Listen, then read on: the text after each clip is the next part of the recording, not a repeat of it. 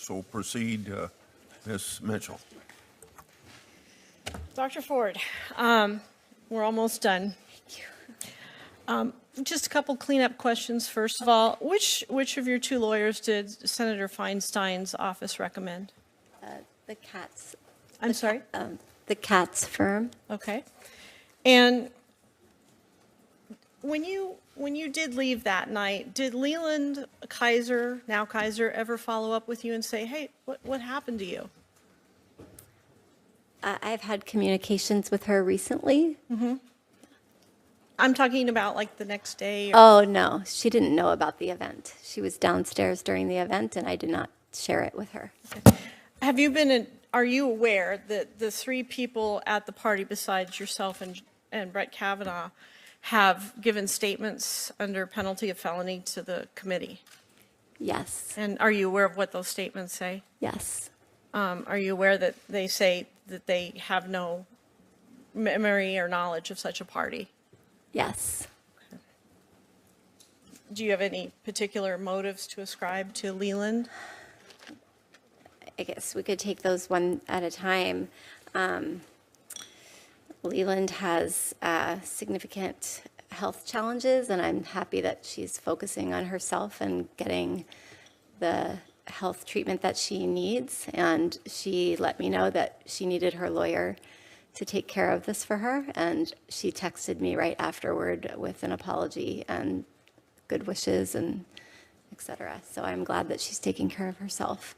I don't expect that PJ and Leland would remember this evening. It was a very unremarkable party. It was not one of their more notorious parties because nothing remarkable happened to them that evening. They were downstairs.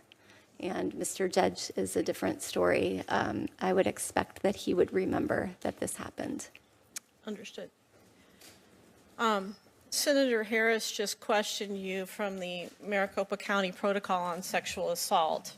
That's the paper she was holding up. Are you aware that, and you know, I've been really impressed today because you've talked about norepinephrine and cortisol and what we call in the profession, basically the neurobiological effects of trauma. Have you also educated yourself on the best way to get to memory and truth in terms of interviewing victims of trauma? For me, interviewing victims of trauma? No, the best way to do it, the best practices for interviewing victims of trauma. No. Okay. Would you believe me if I told you that there's no study that says that this setting in 5-minute increments is the best way to do that?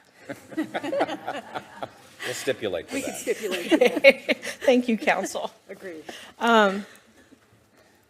Did you know that the best way to do it is to have a trained interviewer talk to you one-on-one in a private setting and to let you do the talking, just let you do a narrative? Did you know that? That makes a lot of sense. Does make a lot of sense, doesn't it? Yes.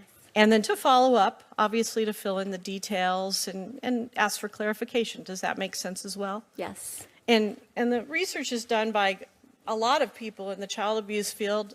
Two of the more prominent ones in the sexual assault field are Giesel and Fisher, who've talked about it. And it's called a cognitive interview. This is not a cognitive interview.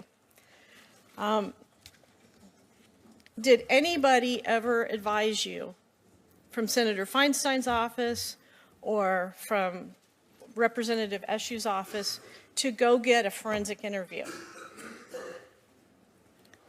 No.